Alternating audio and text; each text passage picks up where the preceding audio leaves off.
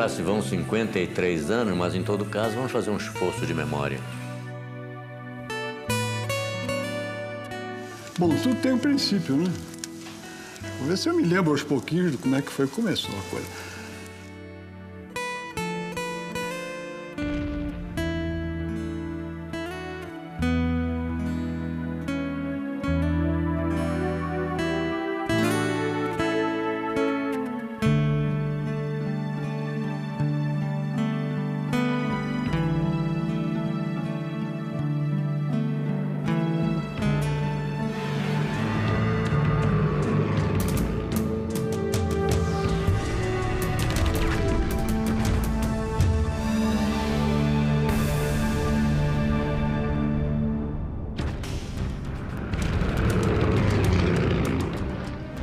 Em 1942, a dura realidade da guerra na Europa se mostra para os brasileiros como acontecimentos de uma terra distante. Fatos acompanhados pelas rádios e jornais da época. A juventude que ingressava na escola militar tinha apenas um sentimento no peito: concretizar a tão sonhada carreira. Jovens em cujos corações cresceriam sentimentos de revolta, detonados principalmente por uma série de acontecimentos ocorridos na costa brasileira. Houve uma sucessão de torpedeamentos de navios nossos. E o povo nas ruas exigia uma reparação a essa agressão totalmente descabida, com perdas inúmeras de vidas valiosas, vidas brasileiras.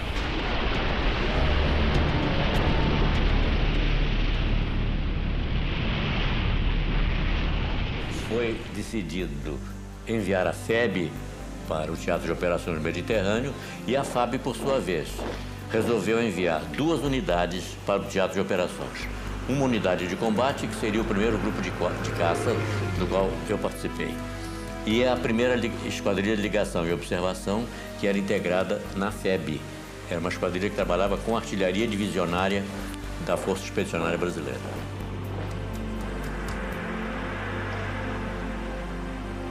E foi criado o grupo de caça em 18 de dezembro de 43. Entre os voluntários do grupo para comandar a unidade, os mais cotados foram o brigadeiro Nero Moura, que era Major Nero Moura, e o Major José Vicente Faria Lima. Na disputa entre os dois, o Faria Lima chegou a dizer para o ministro Salgado Filho o seguinte: olha, eu tenho as mesmas qualidades do Nero e eu gostaria de ir porque eu sou mais antigo. Uma dessas conversas aí, o Nero aí rebateu dizendo assim: olha só, ministro, o Major Faria Lima é engenheiro e eu só sou piloto. Se eu for abatido na guerra, se perde um piloto. Agora, ele é tão piloto quanto eu, mas se ele for abatido, vamos perder um piloto e um engenheiro. Além do mais, é minha função e as unidades são comandadas por pilotos de combate, não por engenheiros. Mas eles são uma reserva de um trabalho mais elevado, mais intelectual. E o grupo de caça foi ter que ser trabalhado aqui. Para isso, o brigadeiro Nero Moura foi logo nomeado, ele era, nesse tempo era coronel major, foi nomeado comandante do grupo, e como comandante do grupo, ele optou por um voluntariado. Ele escolheu 16 oficiais e 16 sargentos como seus homens-chave, como os homens que iriam para os Estados Unidos para entrar numa unidade tática de combate, para aprender o que era uma unidade de combate. Fomos para a Flórida, para Orlando, onde fomos treinados por pilotos americanos e ingleses. Eu fui nomeado para ser oficial de ligação no primeiro grupo de caça e fui mandado para Orlando. Ali é que eu já tomei o primeiro contato com o primeiro grupo de caça como tal. Nenhum outro país latino-americano mandou tropas para a Segunda Guerra Mundial nesta fase de operações. As minhas instruções de Washington, do Pentágono, eram que o primeiro grupo de caça tinha que ser um sucesso. E se qualquer um no teatro de operações, mesmo que fosse o comandante do teatro, criasse obstáculos, eu entraria em contato direto com o Pentágono, que eles resolveriam o caso. Terminada a etapa de treinamento em Orlando, os 32 homens-chave partiram para o Panamá. Para um lugarzinho chamado Água Dulce. Que nem tinha água, nem era dulce, que era um lugar muito seco e árido, mas chamava Água Dulce. Lá nos encontramos com o resto do grupo todo, creio que uns 400 homens, que tinham ido diretamente do Brasil para lá, para encontrar conosco. Aí então já se sabia que se ia para a Itália, que era um grupo de aviação de caça e que ia fazer parte de um esquadrão americano, de um grupo americano, que nós chamava-se grupo, mas nos Estados Unidos era esquadrão. Íamos fazer parte de um grupo americano e lutar junto com eles lá. O nosso treinamento foi excepcional, porque tivemos um coronel This Way, que era rigoroso no voo e disciplina. Ele nunca perdeu a oportunidade de nos parar assim, num momento qualquer que a gente começava a afrouxar as instruções e assim, lembro, os senhores estão treinando para o combate. Essa é a última chance que os senhores têm. Vamos prestar atenção e vamos levar isso a sério. Quando a gente começava a correr um risco ou outro, a fazer uma manobra que fosse arriscada, que não estava previsto, ele dizia assim, eu não quero aqui ninguém morto, porque morto dá trabalho. Tem que arranjar pelotão para dar tiro, toque de silêncio, enterrar e cerimônia fúnebre. Eu não quero ser testemunha de cerimônia fúnebre de ninguém aqui, nenhum brasileiro.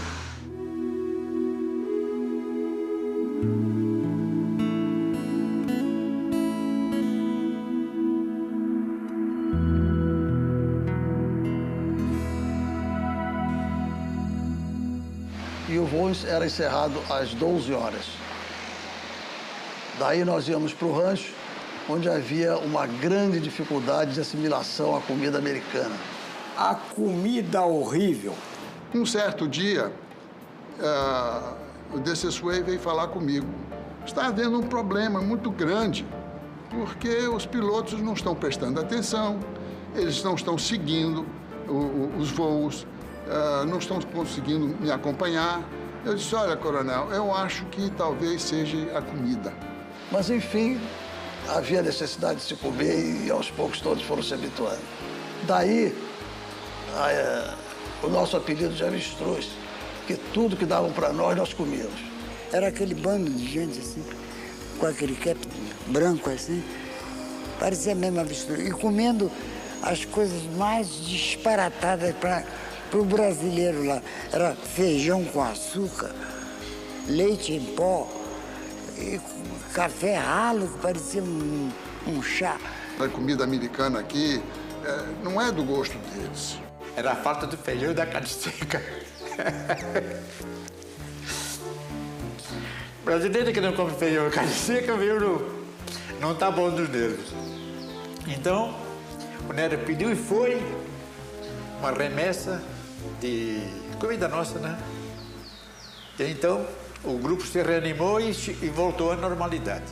Terminado essa nossa primeira fase de treinamento, nós embarcamos no Canal do Panamá, no navio,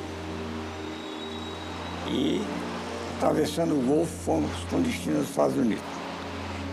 Embarcamos num trem e fomos para a base Suffolk, onde, então, entraríamos em contato com o nosso famoso P-47. Ele foi transformado em caça-bombardeiro. Não houve avião alemão caça-bombardeiro que se ombreasse com o P-47. As 8 metralhadoras dele eram a raso, porque eram uma potência tremenda de fogo. E era muito bom. Nós nos deslocamos dos Estados Unidos para o front italiano no navio que tinha sido francês, mas estava arrendado pelos americanos para transporte de tropa. O USS Colombie.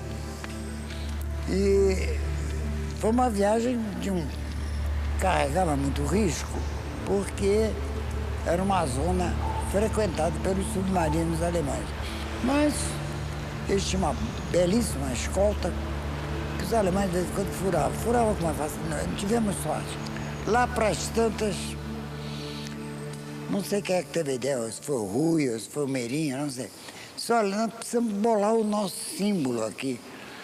E na discussão aí, olha, a coisa que mais caracteriza a gente aqui é o fato de nós sermos avestruzes ainda, comendo esses negócios. Isso é boa ideia, então. Quem é que é mais parecido com o avestruz aqui? Era o Lima Mendes. Aí eu pedi ao Lima Mendes para posar um pouquinho, fiz a caricatura dele, depois adaptei a cara do avestruz. Com essas cores que estão aí, que eu vou explicar o significado delas, e mais o termo Sentapua, que quem trouxe isso foi o Rui. Então eu desenhei as cores que todo mundo conhece. Isso aqui é uma nuvem. Ali o avestruz trepado na nuvem, que é o chão do avião. O vermelho ali é o céu de guerra. O escudo é a bandeira brasileira, é o escudo do Cruzeiro do Sul. Armei com uma pistola, que era o tiro. Eu botei o cap, né? Aquele cap. E depois que nós entramos em combate e que começamos a levar tiros dos alemães lá, fizemos mais aquele flaco estourando ali. É isso aí, a história do Sentapua. É muito simples. Simples. E eu acho que engraçada também, né? Bom, tomamos um navio nos Estados Unidos, chegamos a Livorno, tomamos um trem e num dia de muita chuva, num trem todo furado, vamos acabar em Tarquínia, uma cidadezinha perto de Roma, do tempo dos etruscos. Em Tarquínia, a área a nós destinada já estava pronta, as barracas montadas, era uma ala num lugar sujeito a alagar, a época era de chuva, lama. Nós olhamos, mas como é que nós vamos acampar ali? Conclusão, eles nos deram uma lagoa. Bom, então o que aconteceu? Aconteceu que nós armamos as barracas dentro da água mesmo, né? Então, claro, depois, com o passar do tempo, nós transformamos o acampamento, drenamos aquela água e abrimos valas e valetas, etc. É um período muito triste foi aquela nossa chegada. E nós também já sofremos aquele impacto da guerra, porque antes era tudo treinamento, agora nós estávamos na guerra, propriamente dita, né? A guerra na Europa em outubro de 44 se caracteriza pelo embate de diversas frentes aliadas, que pouco a pouco empurram os alemães para a Europa Central. Ao mesmo tempo, estrategistas aliados optam por manter os combates contra os alemães entrincheirados no norte da Itália, pois, do contrário, as divisões inimigas poderiam sair da Itália e ir reforçar as frentes oriental e ocidental da Europa, comprometendo e certamente estendendo todo o desenrolar do conflito no velho continente. Enquanto isso, resta ao povo italiano do norte pôr esperança nos exércitos aliados e aguardar o momento de ter a mesma sorte que seus irmãos do sul, serem libertados do jugo nazista. Quando nós chegamos na Itália, nós encontramos a guerra, vamos dizer assim, academicamente, na segunda fase do combate, que era a interdição do campo de batalha. Não permitir que o inimigo trouxesse suprimentos para a linha de frente, para a linha de bombardeio, para a terra de ninguém, para a bomb line, um lugar onde era de um lado era o lado amigo, de outro lado era o lado inimigo. Nós fomos treinados para fazer a guerra total, principalmente a obtenção da superioridade aérea. A obtenção da superioridade aérea é avião contra avião, é destruir o avião, o inimigo no ar, para a gente poder ter liberdade de manobrar na terra. Chegamos na Itália, essa fase já estava realizada.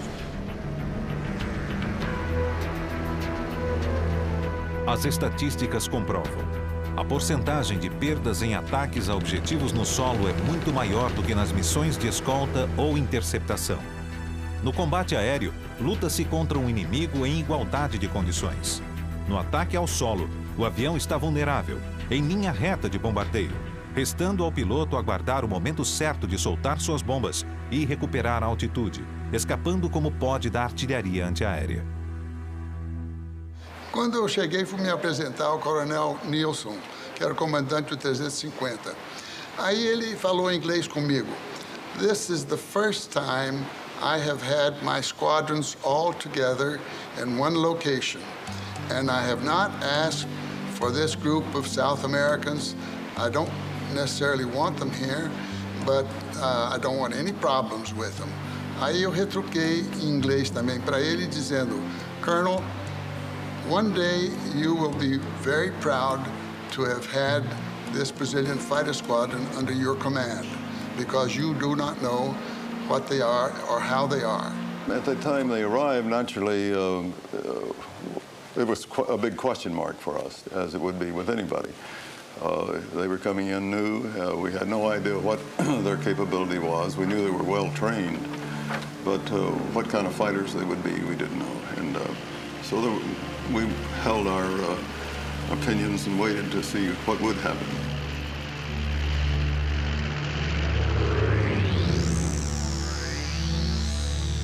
Nós fizemos a primeira missão sempre dentro de uma esquadrilha americana, porque não era interessante botar os 4 pilotos novos fazendo uma primeira missão, porque não se podia saber e imaginar qual seria a reação dos 4 vendo aquele fogo pela primeira vez. A ordem que nós temos é fazer o reconhecimento do teatro de operações.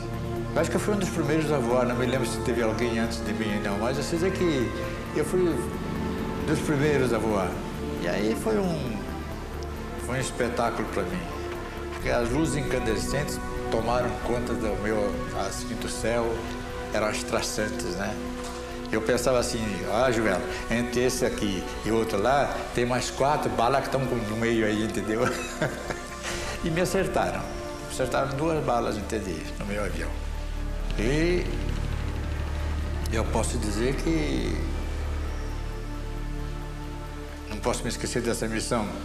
É natural, né? A primeira missão é o batismo de fogo, como se diz. Eu me recordo que eu suava demais. Na recuperação, eu puxei com tanta força que a máscara chegou a descer do rosto. Não é questão de ter medo, é questão de ter preocupação, de cumprir a missão e defender o nome nosso da FAB, que estava lá, porque eu era um dentro de 3 americanos. Então eu não podia fazer feio. Eu era o número 4 de uma esquadrilha de 4 aviões americanos. 3 eram americanos e eu lá atrás. Lógico que na minha cabeça é tudo que o seu mestre mandava, fazeremos tudo, né? Tinha que ser assim, com medo de me perder lá. Era a primeira vez que eu saía para o combate. E o alvo até era meio velhaco. Os partisanos tinham dito que dentro de um túnel em Gênova havia mantimentos e munição, não sei o quê. Então, o comandante, que se chamava, por coincidência, Captain Brasil, quando chamava Brasil, eu respondia, ei, então, não era eu, era ele. E então, chegamos lá em cima do túnel, ele mergulhou, jogou a bomba dele lá dentro do túnel, veio outro, mergulhou. Quando chegou a minha vez, o túnel tinha passado já. Aí eu tive que fazer assim para pegar o túnel. Quando eu fiz assim, bati com a cabeça no canopi lá em cima. Eu digo, poxa, eu não sabia que eu era tão ardoroso assim. Eu nasci para caça. Esse aí foi velhaco. Aí foi embora. Na volta, nós estávamos em Tarquínia ainda. O outro esquadrão americano, que era rival desse, que estava em Tarquínia, com o qual eu voei, no 342, ficava em Pisa. Aí o Brasil, o Captain Brasil, passou, deu um rasmose na pista lá de Pisa, puxou um tonoleta. Eu digo, agora esse safado, vamos ver que brasileiro também sabe fazer essas coisas. Aí o segundo puxou, pá, puxou o tonoleta. O terceiro estava muito perto, não deu para fazer, e eu também. Eram 4, não pude fazer. Aí aterramos. Aterramos, e aí fui para aquela rotina. Depois que o avião estaciona. desliga isso, desliga tudo, tem que desligar e tal, tira o fone, e desabotou o cinto. Quando eu vou desabotar, estava desabotoado. Eu, na afobação de sair, primeira missão, guerra, nunca tinha feito isso na minha vida, esqueci de abotoar o cinto. Se eu tivesse feito um tonolento, em vez de eu demonstrar que o brasileiro era bom, esses brasileiros são umas porcarias, morrem fazendo tonolento, morrem no chão na hora. Aí sim, quando eu saí para fumar um cigarrinho, estava difícil acertar a ponta do cigarro, sabe? Tremia, feito maravilha. A minha primeira missão foi feita no dia 6 de novembro de 1944. Era uma missão de ataque a posições de artilharia ao sul de Bolonha. John Richardson Cordeiro e Silva e o aspirante da reserva convocado, Fernando Correia Rocha, estavam entre os brasileiros escalados naquele dia. Você era acordado pelo oficial de operações. Para não acordar os outros companheiros, ele ia muito devagarinho até a sua cama e chacoalhava você e dizia: fulano, você vai voar. Eu parecia que ouvia o seguinte: Rocha, você vai morrer. Eu voei como número 4 da esquadrilha comandada pelo Major Gable. O Cordeiro voou como número 4 da esquadrilha comandada por um capitão Watson, é Watson. Ele atacou o objetivo, a esquadrilha de trás, ela se distanciou um pouco para fazer o ataque, o objetivo era a mesma zona. A antiaérea já começou em cima da primeira esquadrilha, que era o Gable, né? Eu, quando mergulhei, era o número 4, eu mergulhei e soltei minhas bombas.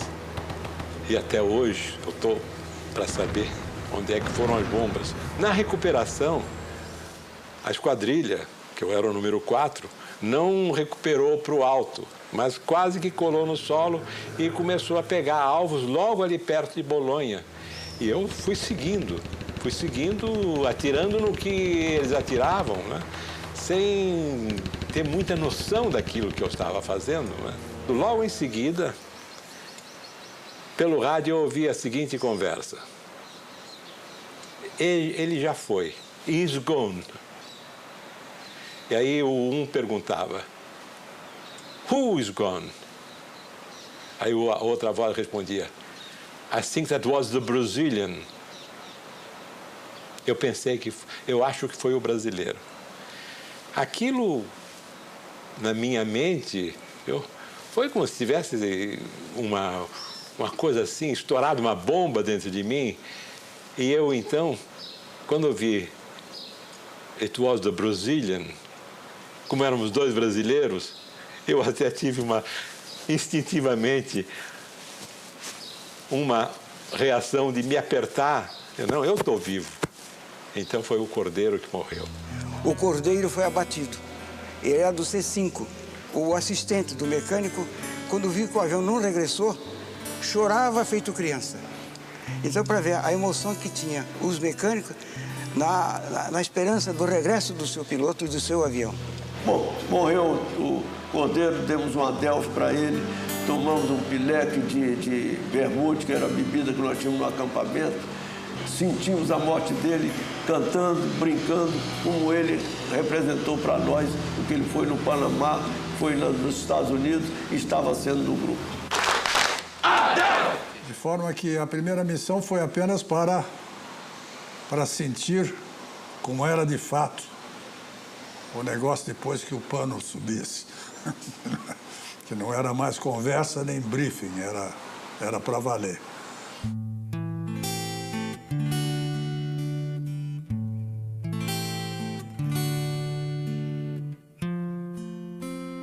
O primeiro grupo de caça começou com o pé esquerdo.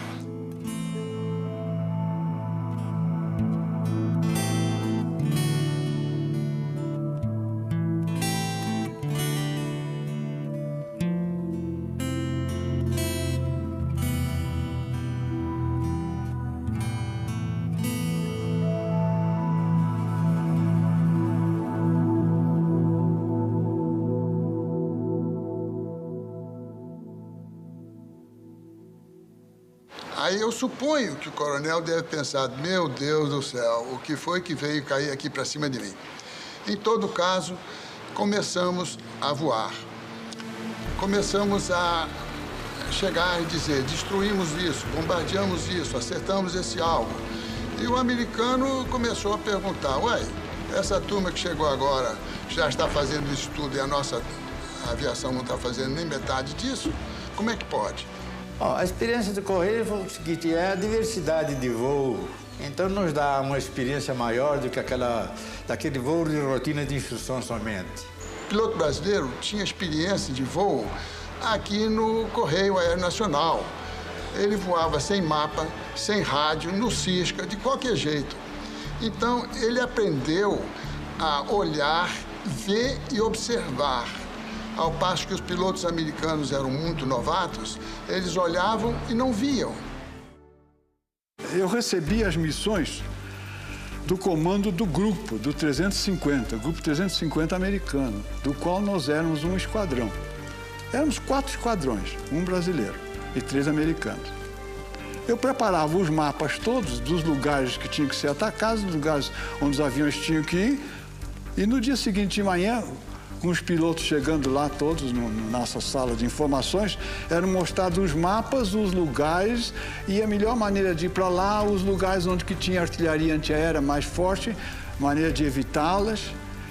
E passava depois para o capitão Pamplona, que dizia o que ia ser feito, quantos ataques ia ser feito, por onde ia ser feitos os ataques, etc. A Esquadrilha Amarela decolará em primeiro lugar, precisamente às 8 horas, e a Esquadrilha Azul decolará logo em seguida, tomando o rumo de 357 graus. Foi escolhida esta rota por não passar por lugares muito defendidos por artilharia antiaérea. As missões eram normalmente de bombardeio picado. Bombardeio picado é uma operação em que o avião mergulha sobre o objetivo determinado até uma certa altura e dali ele lança as bombas sobre aquele objetivo. É chamado de picado porque o avião representa uma atitude de piquê. Após o ataque, a Esquadrilha Amarela se reunirá ao sul desta cidade e a Esquadrilha Azul ao norte desta outra cidade. E logo depois, quando acabava o bombardeio, era feita uma segunda fase de procura de alvos de oportunidade.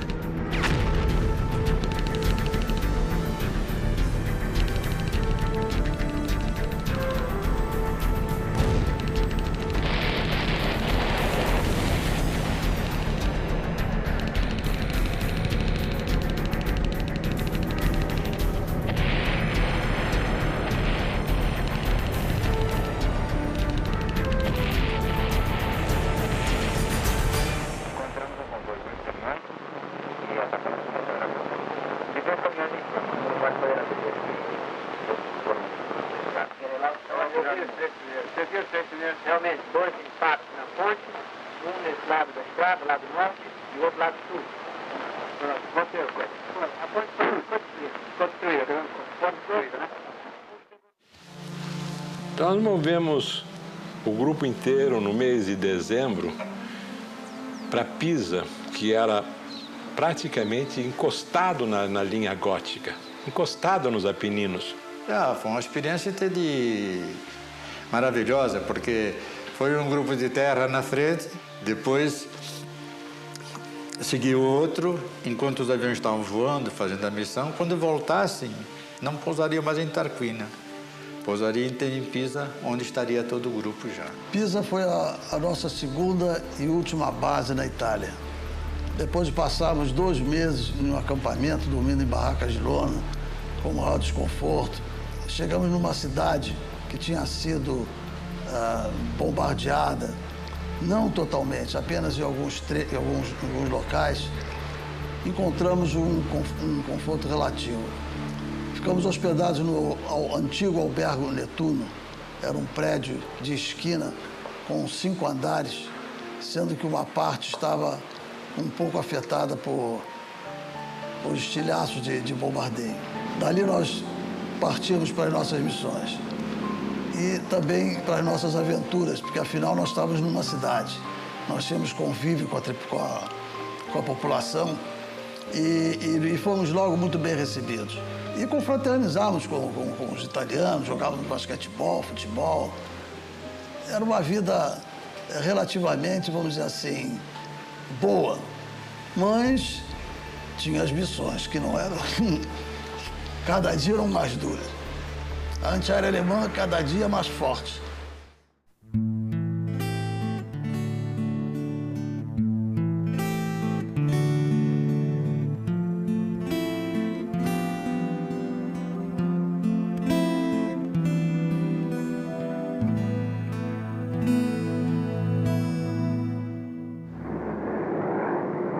Levamos o nosso microfone ao lado de uma pista no aeródromo na Itália, de onde decolam os aviões da FAB, para apoiar as forças terrestres aliadas aqui na frente italiana. É por isso que não estranhamos encontrar já, ao lado do seu avião, um piloto da FAB, que quero apresentar a vocês, o Tenente Rui Moreira Lima. Aqui nessa frente de combate temos dois inimigos, o alemão e o tempo, esse amigo da onça de centro. Não é fácil falar em nome dos meus companheiros, porque cada um deles tem os seus próprios problemas e opiniões. Muito embora estejamos todos aqui movidos pelo mesmo ideal. Num ponto, entretanto, tenho observado que nossos sentimentos coincidem. As saudades que sentimos de casa são imensas e se transformam, sem dúvida, numa das maiores provações da guerra. Creio bem que a mensagem de Natal de todo o grupo se reúne numa única palavra: fé. Fé na vitória dos princípios que defendemos. Fé na força e sinceridade dos nossos sentimentos. Fé na felicidade que o futuro nos reserva. Dentre as 93 missões de guerra que eu executei na Itália, há uma que realmente eu gosto muito. Foi um bombardeio que nós fizemos aos duas pontes em Piacenza, que eram vitais para a alimentação do suprimento dos alemães. O avião que estava na minha esquadrilha na frente acertou as bombas em cheio na segunda ponte e eu mergulhei também e consegui acertar as duas bombas na ponte. Recuperei muito baixo, tão baixo que eu entrei na fumaça. E o Meirinha, meu colega, ele falou: Goulart, o que é que houve? Goulart sumiu. Eu aí disse: não, ainda não foi dessa vez. Recuperei o avião, ganhei altura e regressamos à base. Essa missão nos valeu um elogio especial do comandante 350. As duas pontes foram destruídas e impediu realmente que as tropas alemãs, durante algum tempo, conseguissem um suprimento normal.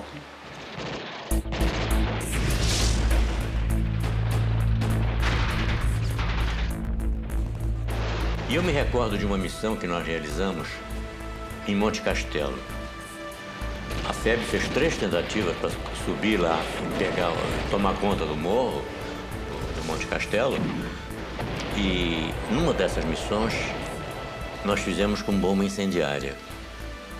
A esquadrilha era comandada pelo Lagares. Eu era o número 3 dele. E eu me recordo que em cima do morro, as trincheiras estavam todas feitas, o que dificultava justamente a subida da tropa brasileira. Eles estavam a cavaleiro da situação e qualquer brasileiro que pusesse a cabeça de fora, eles metralhavam lá de cima. Então era imprescindível que essas trincheiras perdessem a sua ação, ficassem inativas. E coube ao Lagares comandar essa missão, da qual eu fazia parte. E com bombas incendiárias nós fomos atacar essas trincheiras. E nós vimos então os soldados saindo para se proteger do fogo, porque senão eles pegariam fogo junto com o armamento que nós havíamos lançado. E essas trincheiras nós conseguimos desativá-las todas nesse ataque. Então a FEB conseguiu subir. Conseguiu subir e tomou conta de Monte Castelo.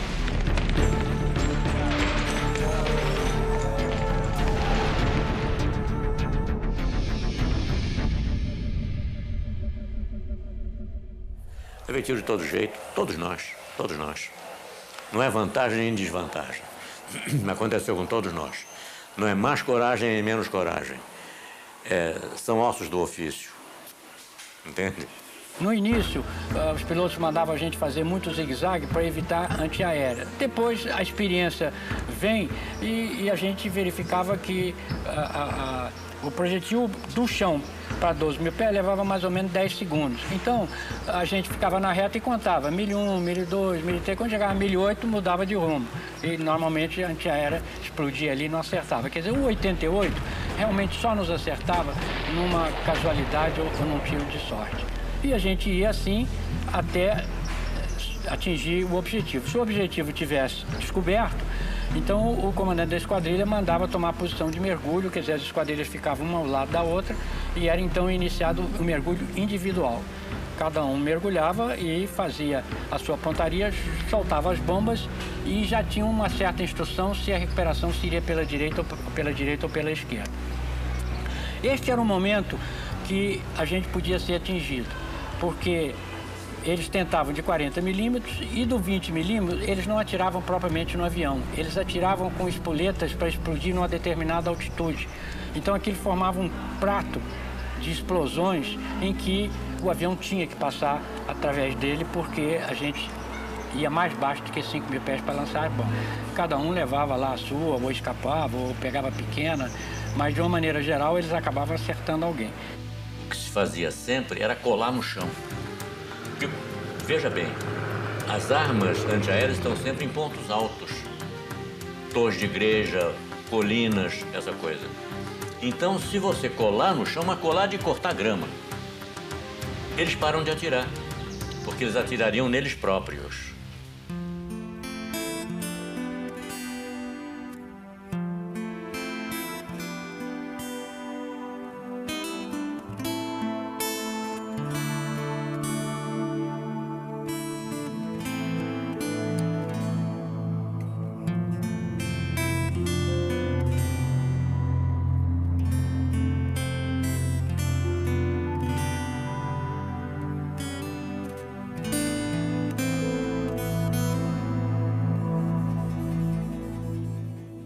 Os nossos soldados, os nossos mecânicos eram fantásticos.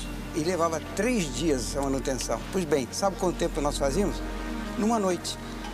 Agora, mas como? Pode fazer. Por quê? Levava 3 dias, que era o mecânico e o assistente que fazia a inspeção. Entretanto, quando o avião ia para o hangar, todos aqueles elementos mecânicos do grupo, por exemplo, do Flight C, todos iam ajudar.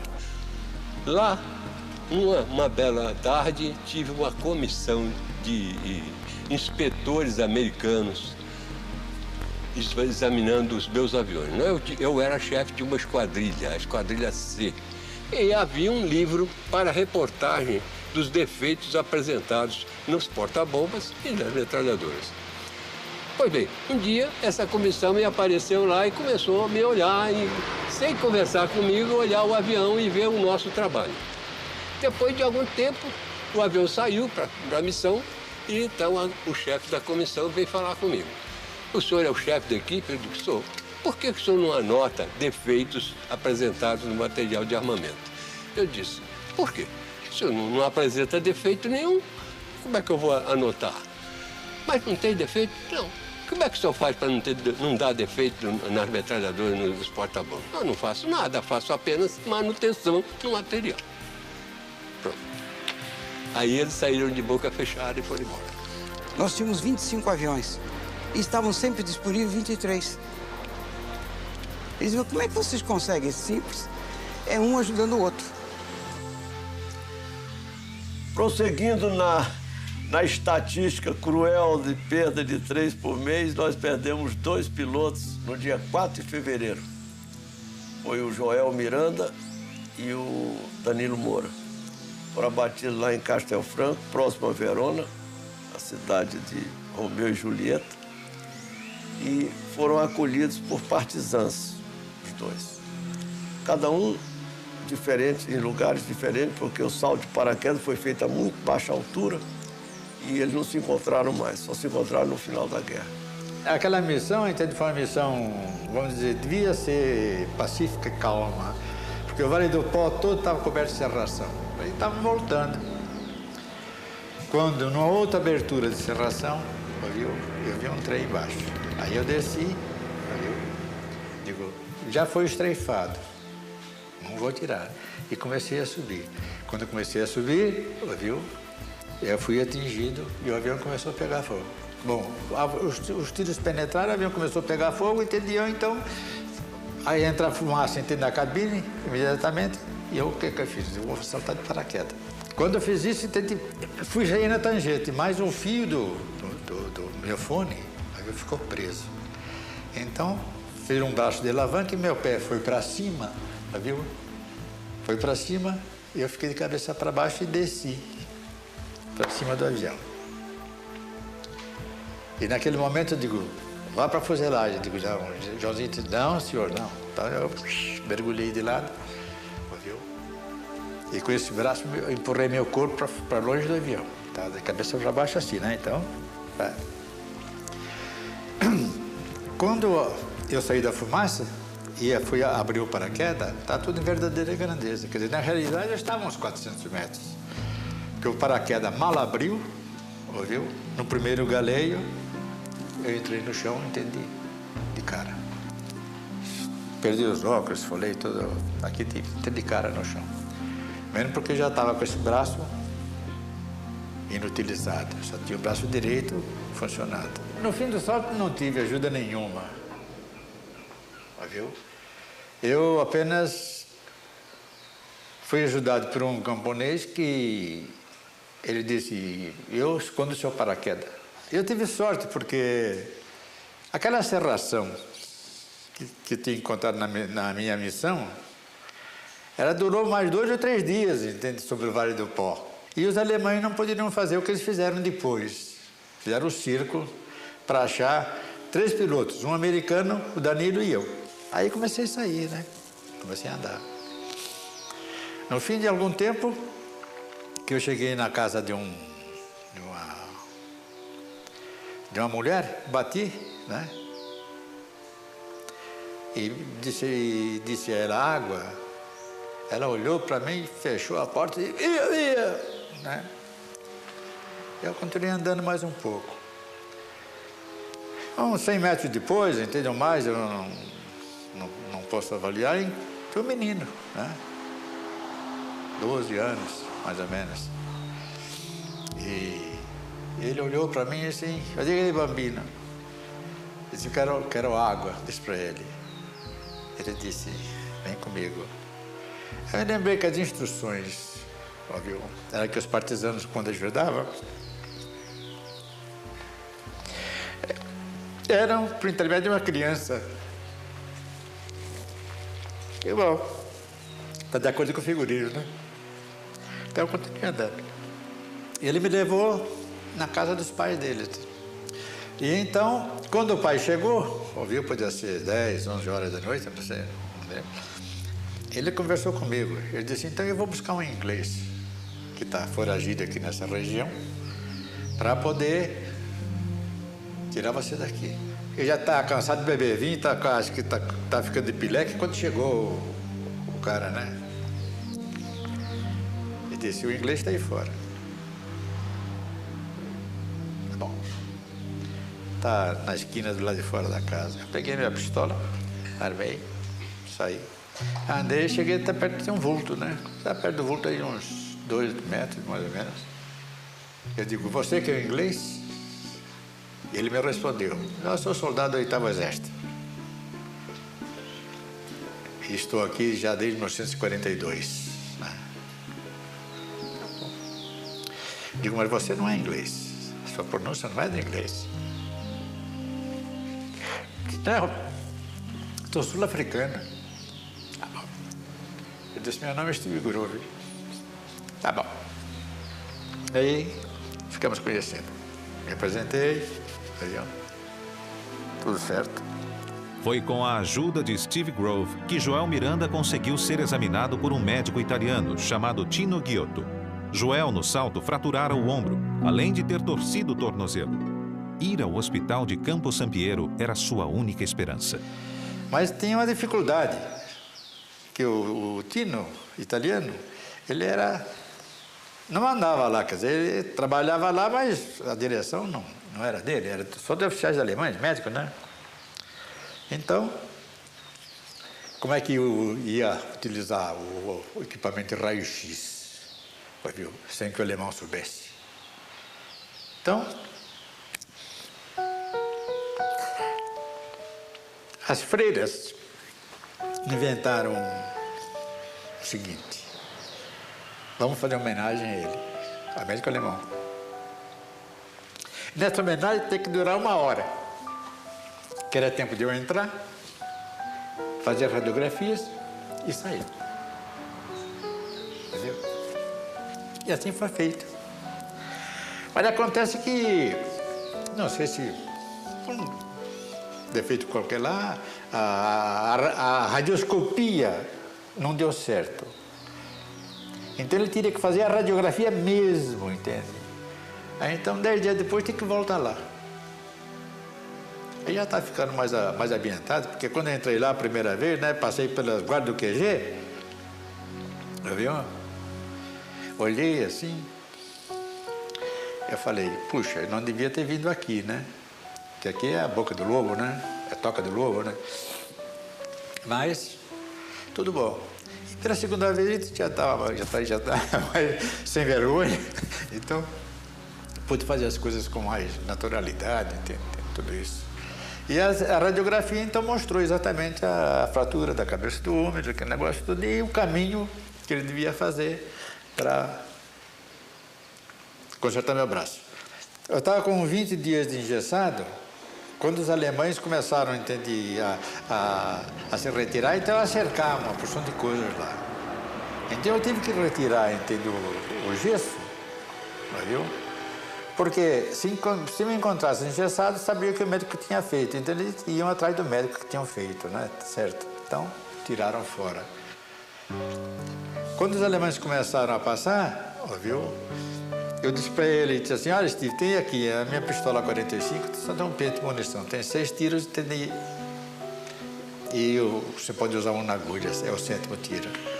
Ele disse, não, você é um oficial, entendeu? Eu não posso pegar. Mas eu levo, eu não vou utilizar mesmo. Com o braço como eu estou aqui, não vou fazer nada aí, entende? Mas acompanhava os partisanos atacando as tropas dos alemães, né? E o Steve, juntamente com outro, que era o chefe dos partisanos, entende? Que era o chefe da estação de lá, viu? É que comandava os ataques às tropas, né? E foi numa dessas que pegaram o Steve, né? Aí um capitão da SS olhou para ele e disse assim, você é inglês, né? Você é meu. Deu 2 tiros nele. Bom,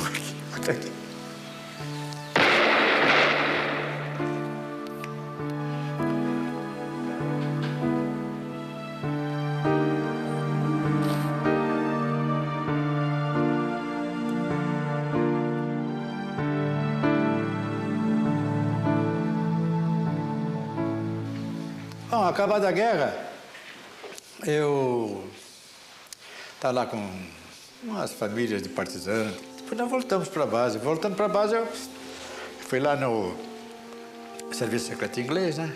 Assinei um documento lá, dizendo que não divulgaria nomes nem datas das pessoas todas, né? Que tinham me ajudado. Danilo Marques Moura decolou como ala de Joel Miranda para atacar uma ponte ferroviária e encontrou forte barragem de antiaérea. Atingido junto com seu líder, Danilo saltou de paraquedas e iniciou uma incrível jornada a pé pela Itália ocupada. Fez tudo errado com relação àquilo que nós havíamos ensinado em informações. Tudo que se havia dito, não faça isso, não faça isso, não faça aquilo, ele fez tudo ao contrário. E chegou às linhas amigas e se salvou. Ele, quando contou essa história, e nós todos ouvindo essa história, enquanto o Danilo, magro, 10 quilos mais magro, 10 quilos que emagreceu em um mês, ele desmilinguiu-se. Nessa época, nós tínhamos recebido no Teatro Municipal de Pisa, que os americanos mudaram o nome para o Teatro Thunderbolt, nós recebemos a Real Ópera de Roma. Nós ouvimos essa história e eram de tal maneira fantástica, que nós, então, olhando um para o outro, dissemos, isso vale uma ópera. Vamos fazer uma ópera, vamos. Quem era o cara que tinha capacidade para fazer isso? Perdigão. E fizemos uma ópera em 5 atos. A Fuga, de Danilo Moura. É claro, influenciado por aquelas áreas e aquela coisa toda que ainda estavam nos nossos ouvidos, né? E aí juntamos, primeiramente, Perdigão, que fez grande parte do libreto da ópera, Luiz Felipe Perdigão, o Rui Moreira Lima e eu, a parte musical. E nessa escapada, nessa fuga, ele cometeu tudo que contrariou todas as regras de fuga que existiam. Mas fez isso conscientemente. E às vezes o sujeito brinca, pô, o Danilo era errado, foi fazer... Não, senhor, ele foi muito ladino, ele foi muito esperto. Aviatori que faz bombardamento, matando gente, trazendo luto. Adesso sia paracaduto, ma gli italiani têm bom sentimento. Aí ele partiu, em vez de ir pelas estradas vicinais ou pelos campos, ele saiu pelas estradas principais, pedindo cigarro para alemão, procurando as casas bem sucedidas. E ele então pedia água. Então pedia, per piacere, voglio un bicchierino di acqua o vino, sono sfolato per la guerra. Dal bombardamento de un'altra terra. Ele fazia isso porque a figura dele estava, de fato, deplorável. Ele estava machucado, estava ferido, qualquer pessoa teria pena. Ele contava uma história de cobertura dessa, mais por gestos do que por palavras, que ele estava com a boca muito inchada. E alguns italianos o acolhiam sem a carteira de identidade, outros não aceitavam a história dele, brigavam com ele, não, para fora daqui, eu não quero via. Então, na ópera, nós fizemos isso mais ou menos da seguinte maneira. A pessoa que ele se aproxima na casa pergunta da carteira de identidade. E ele diz que não tem carteira. E aí, então ele responde, senza carteira che si può fare, buonasera, andare, andare. Signor vedere, per piacere. Senza portare una carteira, só buonasera. E bum, bate a porta na casa dele. E lá vai ele de novo, naquela caminhada em direção ao sul, que é a nossa base, passando por coisas incríveis. Ele se deu conta que estava do outro lado do pó. Aí disse, puxa, como é que eu vou atravessar? E fez 4 tentativas para atravessar o pó. Nesses 4 locais, ele não tinha um passe. E entrava na fila, chegava lá, o pessoal levava um passe pro alemão, de Heil Hitler, o alemão dizia Heil Hitler, o guarda, passava. E ele só chegava lá e dizia Heil Hitler e voltava para trás, porque ele não tinha passe. Escondido num monte de feno por um italiano, Danilo esperou 3 dias até que o passe para a travessia fosse arranjado. Mas ele ainda precisaria de mais um favor dos italianos. Quando atravessou o rio, ele pediu a bicicleta do italiano. Depois, esse é meu instrumento de lavouro, eu trabalho com isso e tal. Ele disse, mas, poxa, estou cansado, olha aí como é que eu estou. Ele estava realmente, ele perdeu 19 ou 20 quilos naquela travessia, com muita fome. Aí o Seito emprestou a bicicleta para ele. No final da guerra, ele deu uma bicicleta nova lá para o italiano, deu dinheiro, levou mantimentos. Ele, 6 dias depois de Sassuolo, ele chegou em Pisa. E a chegada foi sensacional. Esse reencontro para o comandante Nero Moura foi pessoalmente especial. Eu estava em operações, aí entra o Nero Moura, nosso comandante, com um lenço branco no pescoço, aí diz assim, Osias, sabe quem está aí? Eu digo, não. Meu irmão, Danilo está aí. pela primeira vez eu vi vibrando, mas vibrando de alegria. Seu nome é Danilo de Moura. Seu posto é segundo tenente. BO é 345. E agora, me conte toda a sua história. Não conto, nem posso contar. Porque, meu amigo, perdeste a memória. Ele não é isso, Miranda disse, para eu não falar. Uno brasiliano aviatore, paracaduto, papum. Assis, outro piloto abatido do grupo, estava voando numa missão de bombardeio em 21 de janeiro de 45.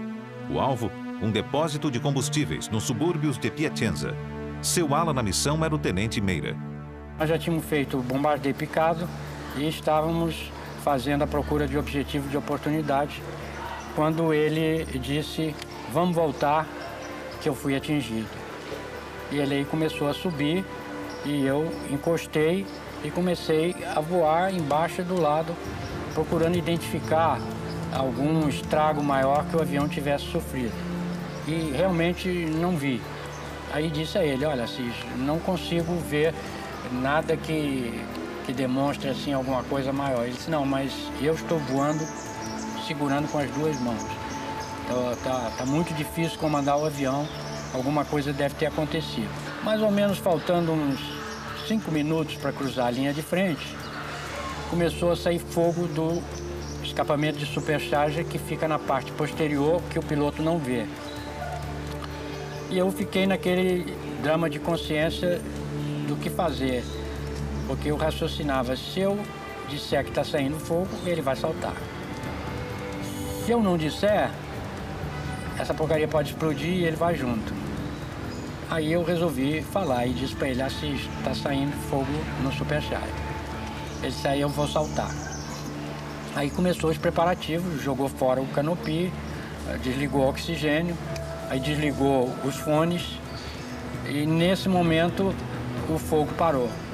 E eu quis avisar ele, mas ele não ouvia mais. Aí eu não tive outra alternativa a não ser ficar olhando o que ia acontecer. Assis, capturado, foi encaminhado a Frankfurt, sendo por diversas vezes interrogado. Em especial, o interrogatório com um padre alemão que havia morado 16 anos na Bahia. Conforme treinamento, respondia apenas nome, número e posto. Ele apenas não contava com a tortura psicológica na forma de um simples envelope que lhe fora entregue. Dentro estavam uma carta, um ticket de cinema de Pisa e um dog tag, a plaqueta de identificação do tenente Medeiros, que fora abatido ao atacar uma locomotiva e permanecia desaparecido. A primeira notícia que chegou é que ele teria saltado de paraquedas e estava salvo. Tivemos notícia deles através de uma rádio alemã, que disse que ele estava prisioneiro. E a Yolanda, que era a noiva dele também, e que também estava sempre lá em casa, eu disse, Yolanda, não se preocupe, o Maurício está bem lá com os alemães, mas ele vai voltar porque está prisioneiro. Mas depois chegou a outra notícia, viemos a saber que ele saltou de paraquedas e caiu num fio de alta tensão, tá, etc., e desapareceu. E na realidade, Maurício havia morrido.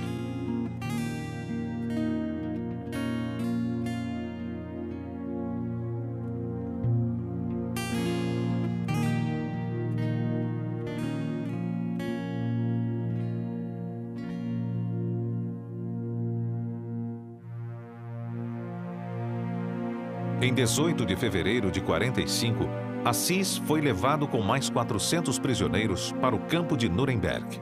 Só a 3 de abril de 45 foi que Assis encontrou o também prisioneiro Otton Correia Neto. Ao nos avistarmos, cumprimentamos, essa coisa toda, ele perguntou pelos companheiros como é que estava a situação, como é que estava o Meira, como é que estão os amigões dele, né? Mais íntimos. Esquecendo até meu nome. Aí eu notei que ele estava atacado de alguma coisa, né? Porque estava sangrando nas gengivas, que era uma avitaminose, como consequência já do seu mês e pouco de prisioneiro antes de mim. Correia Neto fora abatido ao experimentar foguetes de 105 milímetros pela primeira vez dentro do grupo de caça. Ao pedir autorização para experimentar os foguetes na nossa base, eu recebi a negativa interessante do comando americano, que eu experimentasse no inimigo. Não tinha foguete para experimentar aqui, não. Tinha que experimentar no inimigo. A minha dúvida era o seguinte, que, como eu hoje sei, depois da experiência, que o alcance do foguete para você chegar, a distância é boa, essa distância é muito próxima. Ao atirar 1, 2, 3 vezes, eu fui atingido antes. Levei um tranco no motor e parou de estalo. Fez aquele silêncio e eu só tive a solução de recuperar o avião numa posição de fugir do tiro e lá em cima jogar fora o canopy, aqueles elementos que me seguravam no avião, e levar o avião para frente, saltando depois da recuperação. Foi uma sensação naturalmente violenta, mas de ter que fugir, tem que escapar dessa maneira. Saltei do avião e o resto foi esperar a queda do avião, que eu não vi mais, e retardar a abertura do paraquedas para evitar ser aprisionado rapidamente. Enfim, seguir as instruções que foram muito bem dadas e repetidas durante os treinamentos. Finalmente cheguei ao solo e dei um puxão forte e mesmo assim eu caí sentado violentamente sob o calcanhar e no chão. Chegou a turma e um guarda alemão armado me apontando a arma. Eu então fui obrigado a me levantar de mãos para o alto, e ele e um outro companheiro dele chegaram, me desarmaram e me conduziram preso para um quartel de alemães nas proximidades. Assim foi a minha chegada ao solo. Eu me lembro que na ocasião me perguntaram o que eu achava, que sensação eu tinha tido ao chegar ao solo. Eu tive a impressão que naquela época ainda não se falava nisso, mas eu tinha a impressão de que tinha caído na lua, pelo abandono que eu me senti na ocasião, isolado do meu mundo. No encontro em Nuremberg, Correia Neto falou para Assis que todos os prisioneiros seriam obrigados a iniciar penosa marcha de 180 quilômetros para fugir do avanço aliado.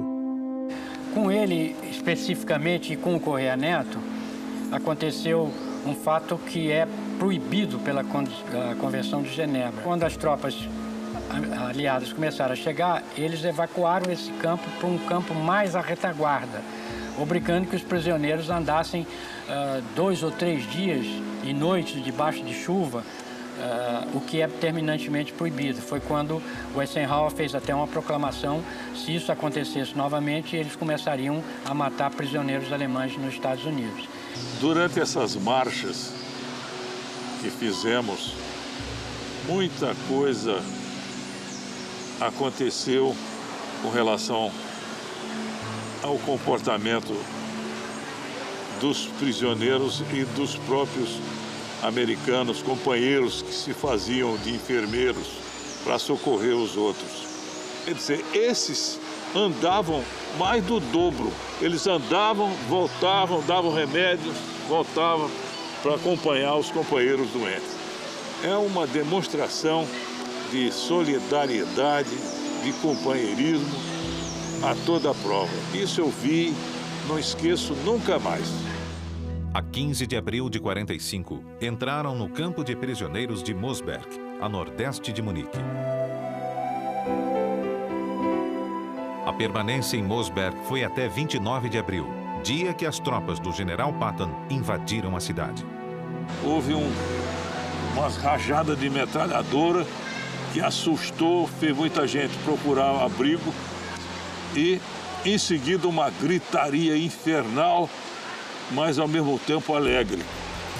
Foi o que aconteceu quando as tropas ultrapassaram o campo e não se via mais guarda nenhum, todo mundo meteu o pé e nós ficamos felizes de ver no outro lado da cidadezinha de Mossberg a bandeira americana.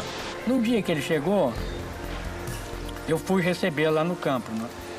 Aí quando ele desceu do B-25, eu confesso que intimamente eu olhei para ele e disse assim, poxa, não deve ser tão difícil esse negócio de prisioneiro, porque ele estava gordinho, recheado, entendeu?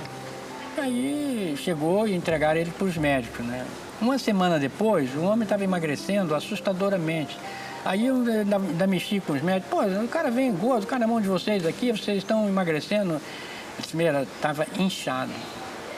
Quer dizer, ele tinha tido piorreia, basite, tinha passado o diabo naqueles campos de concentração, não propriamente de maltrato.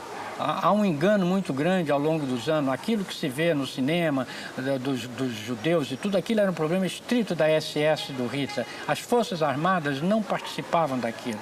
É claro que a vida era difícil, no lugar de 2010 tinha 40, não tinha comida, mas aquele tipo de atrocidade nunca foi.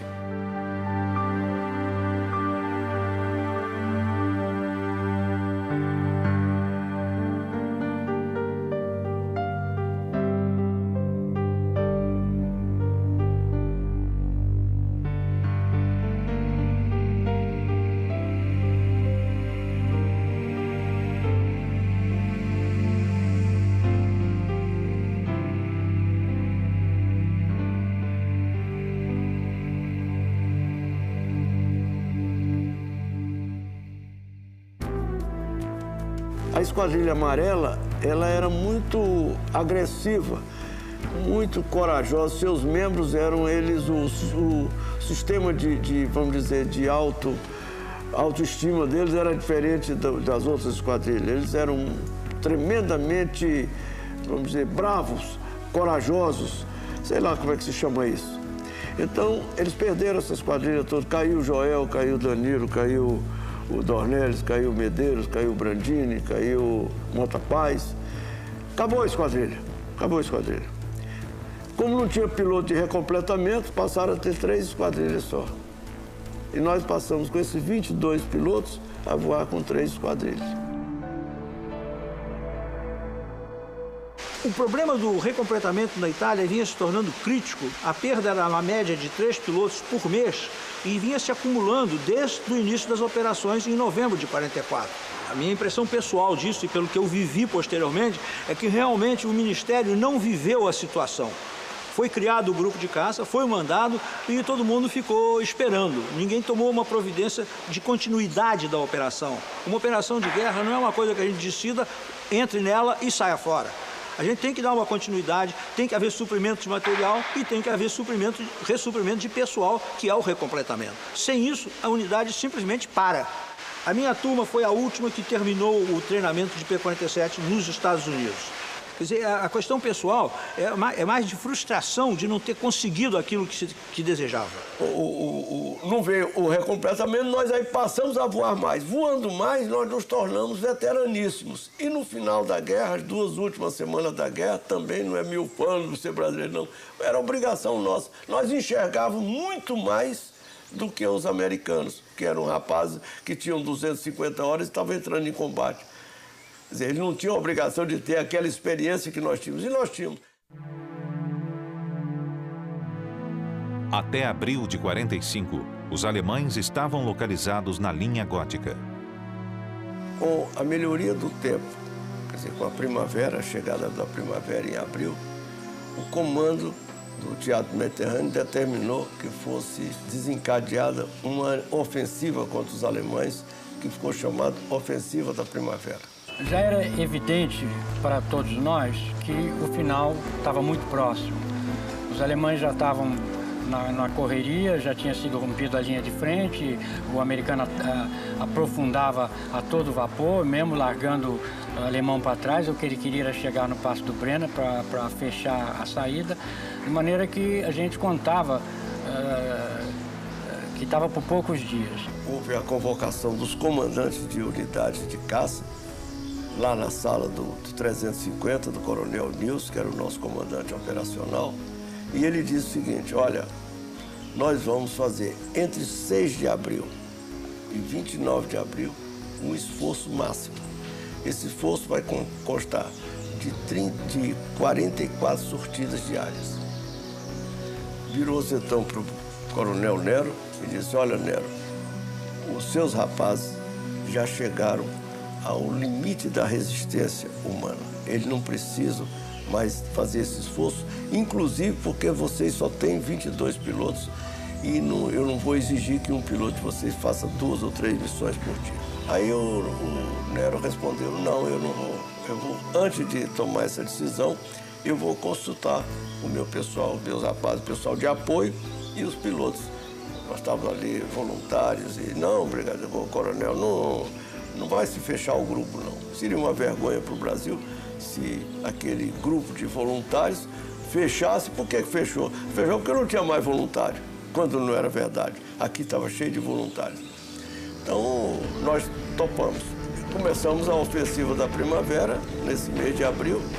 Foi um mês duro para nós, a beça, porque os 3 pilotos da estatística foram perdidos. Foi perdido o Dornelles, morto em combate, o Santos, morto em combate, e o Coelho, prisioneiro de guerra, foi ferido em combate, o Pessoa Ramos.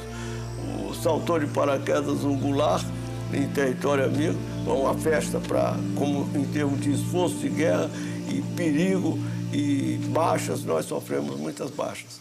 Decolamos e já era uma daquelas missões, embora ofensivas, sem alvo predeterminado, porque já era no recuo e na fuga dos alemães. Então o Dornelles decolou, passou sobre La Spezia, o porto de La Spezia, e subiu no eixo ferroviário que ia finalmente dar lá em Milão. O Dornelles saiu da esquadrilha, nós estávamos voando baixo porque havia uma cobertura de estratos baixos, saiu da esquadrilha e foi atacar o trem. O número 2 foi atrás dele, eu fui também, e o 4. Mas quando o Dornelles passou, ele já foi atingido na ida e já saiu pegando fogo, foi bater nos prédios da cidade. Logo adiante, eu ainda gritei para o número 2, entra sobre outro ângulo, tal coisa, papá, e nós não fomos atingidos. De maneira que foi uma triste fim de guerra para o Dornelles, e nós todos ficamos muito impressionados com aquilo.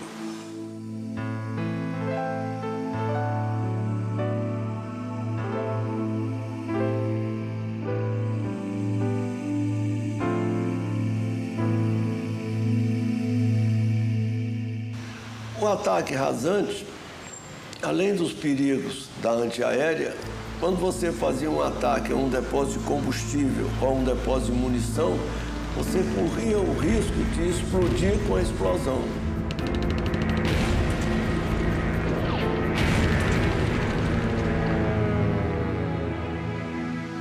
Porque uma coisa é ser abatido e a pessoa saltar de paraquedas. E outra coisa é você ver a pessoa bater no chão. Nós estávamos atacando uma área grande de depósito de munição. Para você ter uma ideia de grandeza, era uma área descampada, vamos dizer, de 500 por 500 metros, grosso modo, onde havia várias cabanas meio enterradas no solo.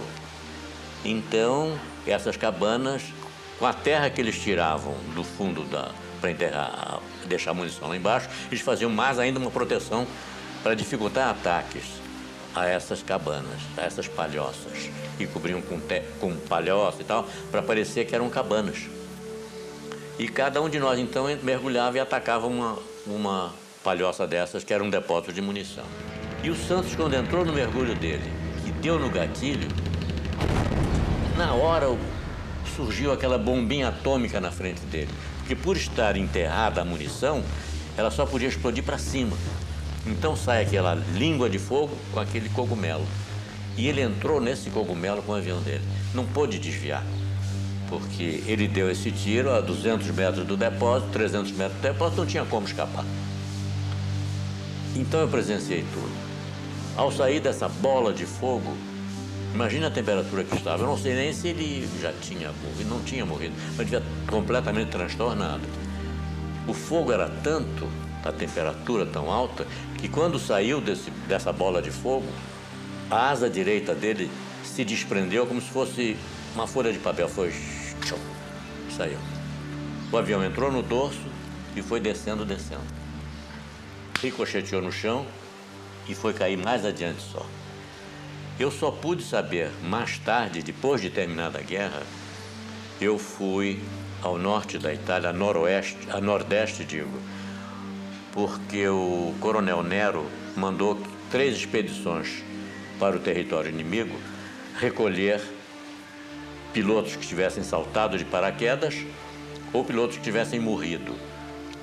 E lá é que eu pude constatar, então, que o Santos, antes do avião bater, ele saltou do avião. Ele caiu, vamos dizer, uns 200 metros antes do avião bater no chão, no primeiro ricochete. E no segunda batida, então, é que o avião bateu, explodiu e fez uma cratera do tamanho dessa sala. Deve ter morrido na queda, é lógico, ou talvez já estivesse completamente desacordado, com temperatura, cego, talvez, não sei. É difícil dizer. Agora, eu constatei nessa oportunidade que os alemães não enterraram o Santos.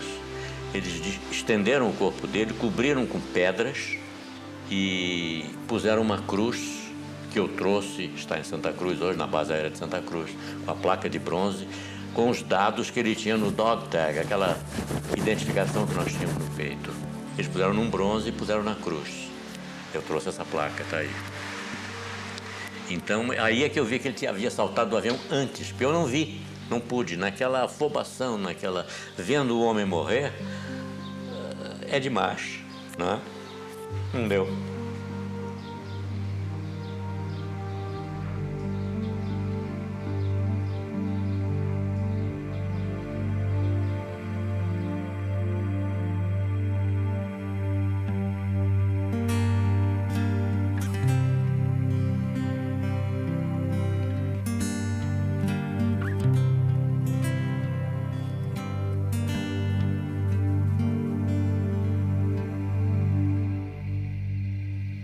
Foi a Casaça, eram 8 aviões e nessa missão eu fui atingido gravemente e meu avião pegou fogo. Quando eu apaguei o fogo, consegui apagar o fogo do avião, eu dei partida outra vez e ele tinha tirado, eu tinha perdido 2 cilindros e houve um vazamento de óleo muito grande e cobriu todo o avião, todo o canopio, eu não enxergava mais nada e vim sendo guiado pelo líder. Desviamos por Veneza, para ir direto a Florença, podia pousar em Florença. Nós tínhamos visto na ida, no briefing que tinha sido apresentado um campo de pouso estreado ali, eu estava uma semana no teatro, de poloneses da RAF. E o lagarto perguntou, você quer pousar naquele campo que nós passamos, que assinalamos? Eu disse, quero. Aí ele me guiou, ficou atrás de mim, curva para a direita, curva para a esquerda, perde tantos pés de altura, eu fui perdendo, pousei o avião. Me lembro muito bem. Eu estava lá na base quando vi esse avião T-47 Thunderbolt pousar e notei que tinha a insígnia da FAB, né? E também dava para se ver que ele tinha sido atingido, porque o avião estava encoberto com óleo. Quando eu posei sem rodas e fui até o final da pista. Na pista eu saí de dentro do avião, muito sujo de óleo, com essa vista queimada, porque eu fiz 2 tentativas de olhar para fora, e a primeira com os óculos levei olho no rosto. A segunda, nova tentativa, aí me queimou a própria vista. Eu entrei, peguei um jipe e fui lá para... Tem que estabelecer um contato, porque eu presumi que o piloto a bordo possivelmente necessitaria algum auxílio, não? Eu cheguei lá no campo e saiu a ambulância, o carro de incêndio, e veio um jipão, e no jipão, sentado no capô do jipão, vinha um inglês, o sujeito da RAF, fardado da RAF e tal, condecorado. Farda da RAF, hein? Ele presumiu que eu era inglês e isso e nada mais. E diz assim, você é brasileiro? E eu esperava tudo, menos encontrar um sujeito da rapa falando português daquele jeito. Eu digo, yes. Ele, yes, coisa nenhuma, seu filho dessa. Como vão as mulheres de Copacabana, ainda estão farreando muito. Peraí, de onde é que você é? Eu sou de Curitiba, sou filho do inglês, estou metido nessa guerra e não sei o quê. E depois dele ter sido, enfim, atendido na base, hospital da base e tal, nós fomos lá para clubes oficiais, onde eu lamento dizer que ele pegou um porre astronômico. Porque nessa esquadrilha era uma tradição de quem, quando houvesse algum incidente fora do normal, o cozinheiro polonês tinha uma mistura dele mesmo, vodka, mas mais forte que vodka, chamada de spirit. Então, se metemos uns copos de spirit no Primeira Lima, aquela vibração, eu devia ser fundo branco, né? Aí eu botei com eles todos, né? Eram 2 dedinhos, beberam, tiraram o copo, eu fui tirar o copo, as 10 mãos seguraram o copo e eles me deram um pileque de vodka. Que ele terminou bem, vamos dizer, embriagado, não? Até chegar em uma turma lá de Pisa para socorrê-lo. Eu aí desmaiei, eu entrei numa coma alcoólica, perigosa. Veio um avião me buscar com o Eudo e o Gibson. Fui ao hospital de Livorno, também ainda sem acordar. Quando acordei no dia seguinte, eu estava cheio de fio no braço. E o que houve? Ele disse, como é que eu estou? Aí o Lutero, porra, tia, quase tu morre de porre. Se me perguntasse se tu morreu de guerra, eu dizia, morreu de porre. O Lutero era filho do presidente Vargas e era nosso médico lá no esquadrão. E quando nós estávamos nesse diálogo, o Horácio telefonou lá de Pisa, perguntando como é que eu estava. Eu entrei ali, falei com ele. Ele, você está pronto para fazer uma missão? Eu disse, estou pronto. Quer dizer, é porque não existia piloto, não é que a gente estivesse pronto ou não estivesse pronto. Tinha que estar pronto, porque senão não saía a missão e tinha havido o Nero Moura tinha assumido a responsabilidade de cumprir 44 sortidas por dia. Aí eu fui para lá e voei.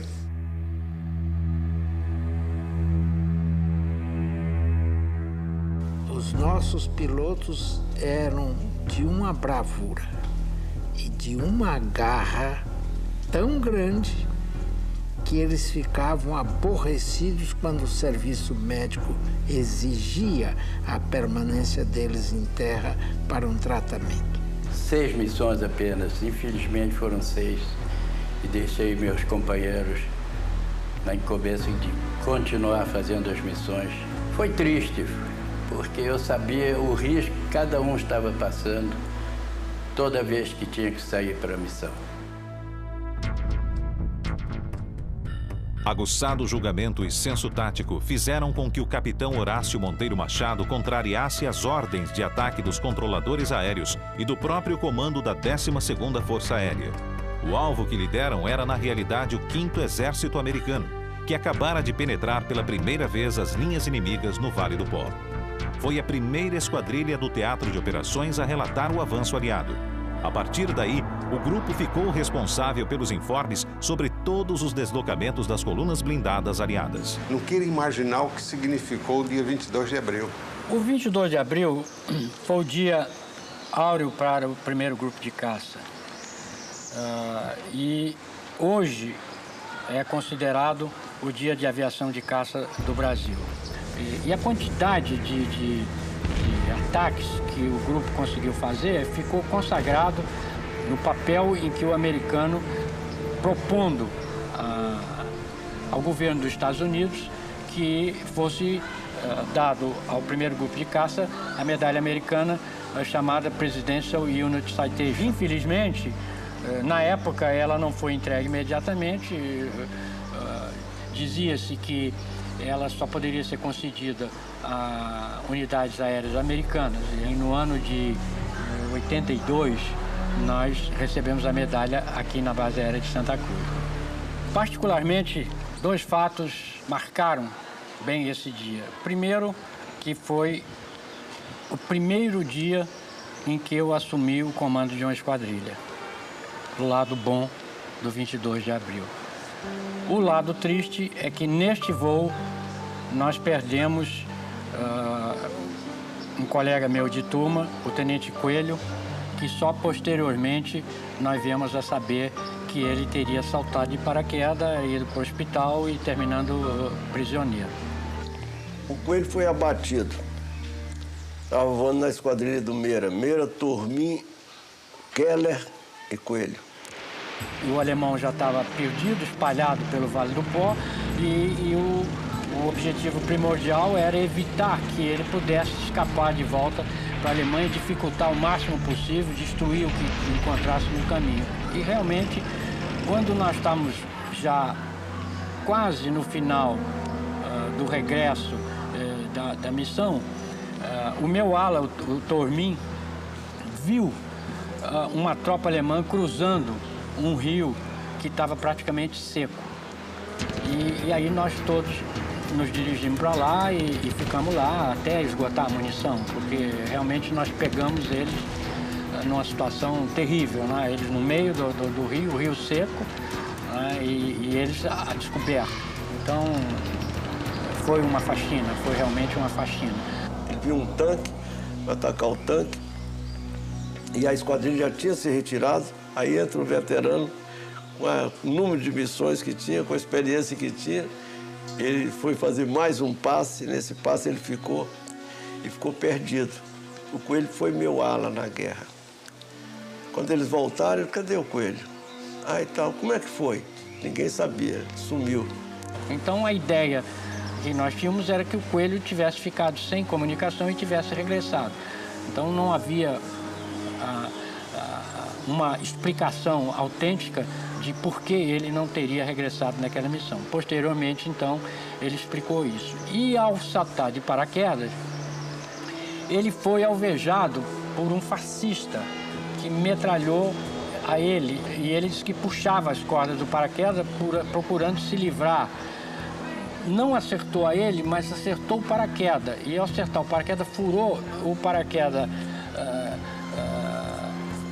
colou, e ele desceu direto em cima do telhado de uma casa. E ao ele entrar no telhado da casa, ele teve fratura nos 2 tornozelos e caiu no chão. Quando ele caiu no chão, este mesmo fascista veio armado para matá-lo. Quando chegou um cabo alemão e não deixou. Colocaram o Coelho num comboio, ele com os pés quebrados, e mandaram para Régio. Ele foi ali perto de Parma. E ele aí então foi transportado para um hospital de linha de frente. Mas esse hospital já não tinha mais recurso nenhum, né? Porque a invasão já tinha acontecido e o hospital estava lá em tremenda dificuldade. A única coisa que conseguiu foi enfaixar as pernas dele. E aí criou-se uma situação sui generis. O alemão tinha muitos alemães feridos nesse hospital. E ele tinha que evacuar o hospital. E não tinha condições de levar os feridos dele. Então ficou com medo de deixar esses feridos ali, porque eles poderiam ser mortos pelos partisanos. E quando os partisanos vieram, ele partiu, deu a pistola dele, uma Luger para ele, ele ficou como simbolicamente o comandante do hospital. Desde que ele assumisse o compromisso de evitar que os prisioneiros alemães fossem atrocidades. E o que ele aceitou, é claro. E quando os partisanos chegaram lá para matar os prisioneiros, ele disse, olha, não vai matar não, senão eu vou reclamar da Cruz Vermelha e tal, eu sou brasileiro, sou oficial. Aí ele se explicou, ele falava também italiano, com ele era um poliglota também, falava italiano, falava inglês, falava francês bem. E explicou, e os italianos então deixaram os prisioneiros com ele. Quer dizer, ele permaneceu no hospital. Quando o americano, as tropas começaram a chegar, ele entrou logo em ligação e não só ele foi transportado para o lado, como também os doentes alemães foram protegidos de... Só aí, então, é que eu vim saber que realmente não tinha perdido um companheiro, apenas ele tinha ficado algum tempo fora da atividade.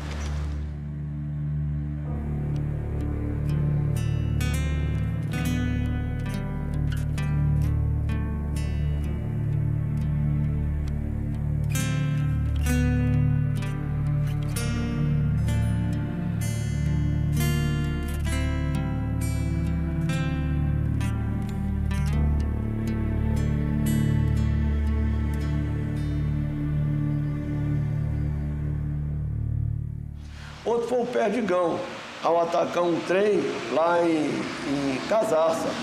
Nós já havíamos praticamente terminado a missão e já estávamos regressando mais ou menos a 10 mil pés de altitude, quando o Perdigão avistou uma série de carros de estrada de ferro estacionados num pátio de manobra. E comentou: olha lá quantos carros, eu vou descer para atacar. Eu me lembro que eu ainda retruquei: Perdigão, eu acho que vai encontrar lixo, porque o alemão nunca deixou um vagão sequer num pátio de manobra, não é possível que essa quantidade, eu acho que tinha mais de 20 carros estacionados. Aí ele disse: não tem importância, mas eu vou lá para ver, você fica aí. Então eu fiquei como de cadeira cativa, eu e o Paulo sobrevoando e assistindo o ataque dele. Ele entrou no sentido longitudinal, que era comum, a gente atirando nos carros, dando aquelas rajadas curtas. E ele mergulhou e teve um pouco de sorte, porque começou a atirar ainda de uma certa distância. Então eu cheguei a ver aquela poeira se levantando das balas que atingiam o chão, quando repentinamente eu cheguei a quase que ter uma sensação que eu estava tremendo, que eu vi o chão quase todo dar aquela tremida violenta e todos aqueles vagões explodirem ao mesmo tempo. Uma coisa violentíssima. Todo mundo que estava voando no Vale do Pó chegou a comentar: olha lá, pô, chegou fumaça a 10 mil pés de altura. Foi tão violenta que o Perdigão, não podendo mais sair, ele passou dentro do fogo da explosão. E no filme dele de combate, que ainda está até lá no museu, aparece um pedaço de trilho de uns 4 metros rodando na frente dele. Se aquele trilho pegasse no avião, provavelmente ele não voltaria ao Brasil, ele ficaria lá. Aí nós encostamos nele e aguenta aí que você está indo bem. Ele aí começou a se recuperar, mas nas pontas da asa tem a parte que cobre as luzes, é de plástico, aquilo tudo derreteu. Uma parte imensa do avião ficou preto, foi um negócio escandaloso.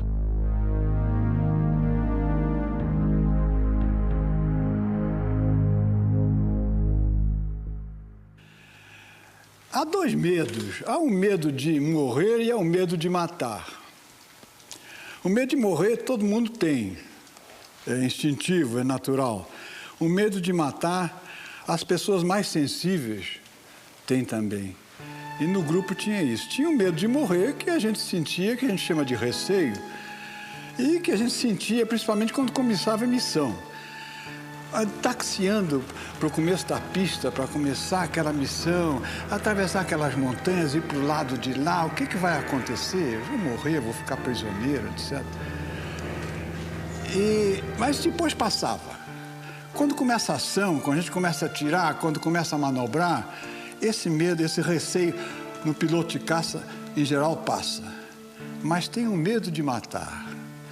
É aquele que se sente mal quando mata, que chora de noite porque matou e que tem vontade de desistir de todo. Não faço mais isso. Alguns pilotos tiveram esse medo também no grupo de caça e vinham falar com o Intelligence Officer, uma espécie de confessor, que dava conselhos, conversava. Quem sou eu para dar conselho? Conversava e dizia o que eu sentia também. E dizia a eles: olha, essa guerra está para acabar. Você não vai sair agora daqui fugido. Aguenta mais um pouquinho. E a maioria deles aguentou e terminaram bem. Eu mesmo me lembro, numa das minhas missões, eu dei uma volta em cima de uma estrada e vi um carrinho pequenininho andando na estrada vermelha. Eu dei a primeira passagem e não atirei. Era a hora de atirar em tudo que se movesse, né?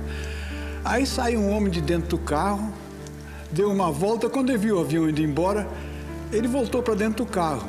Mas aí o avião estava voltando. E aí eu tive que atirar. E aí o carro explodiu. E é uma coisa que me repugna até hoje quando eu penso nisso. Coitado, né? Talvez não fosse nem de guerra, talvez fosse até contra os alemães. Morreu.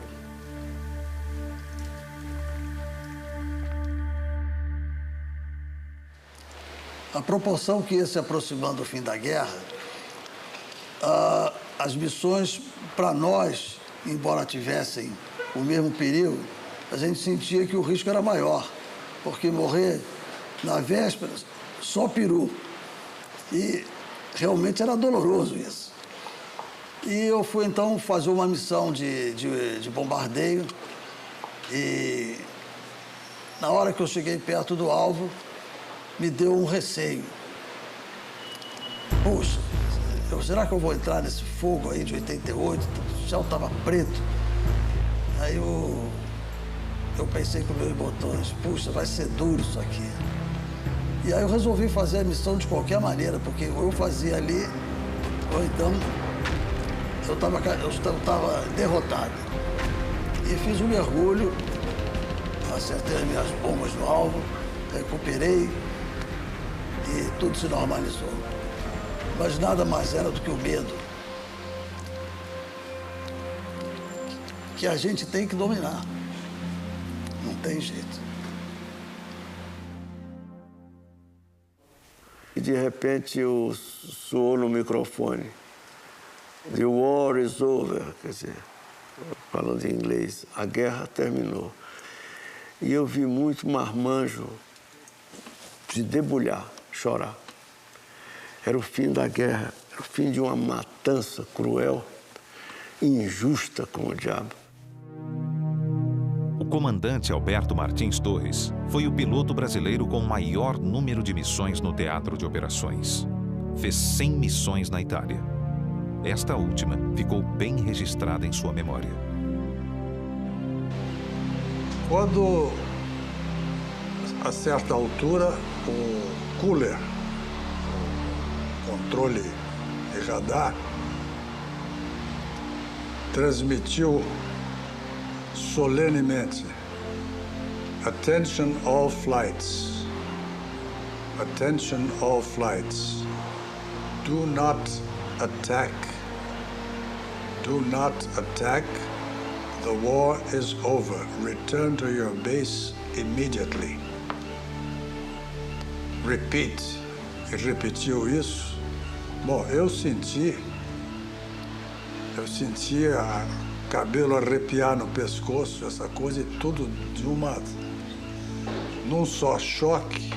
Eu pensei nos meus pais dos que haviam morrido, enfim, foi um aglomerado emocional indescritível. De modo que eu sempre digo, esta foi a missão que mais me comoveu. Foi a última missão em que, inclusive, não ataquei ninguém. E a guerra acabou e a gente sabia que não ia perder mais companheiro nenhum.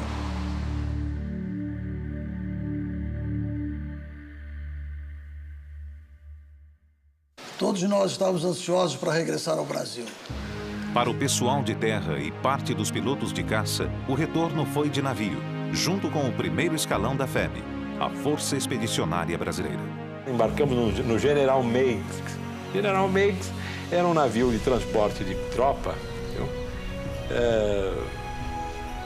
Como todo navio de transporte de tropa, não era nada confortável. Biliches em cima de biliches, tudo amontoado.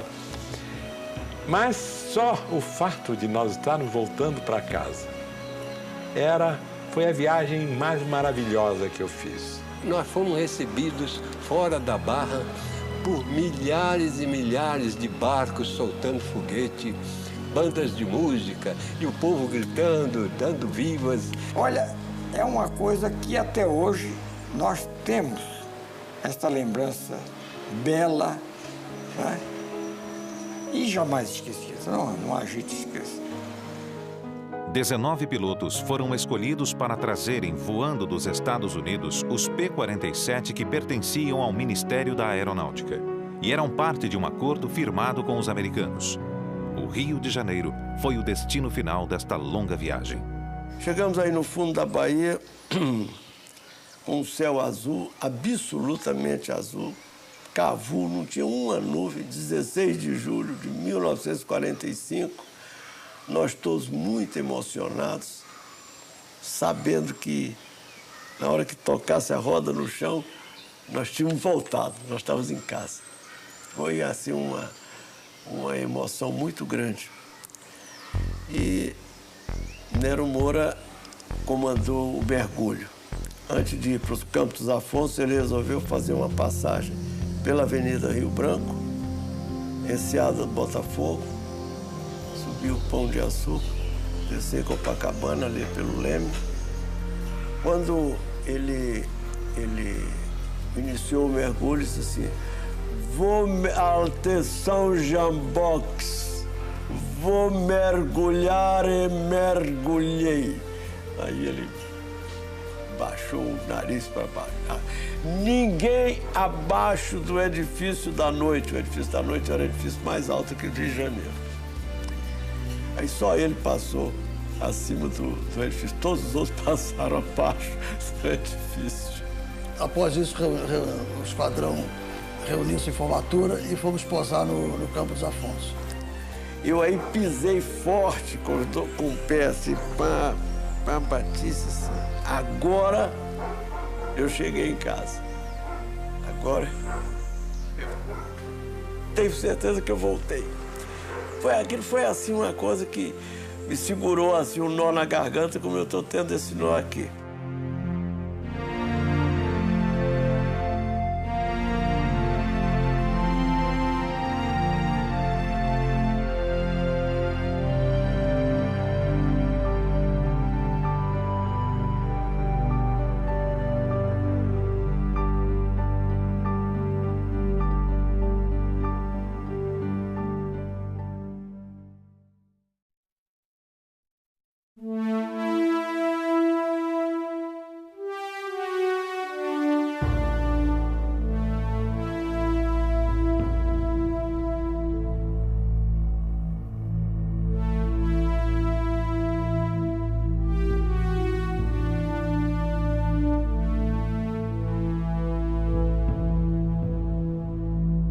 Ninguém se considerava ache. Éramos todos iguais. E todos combatentes com uma finalidade única, que era a vitória, né?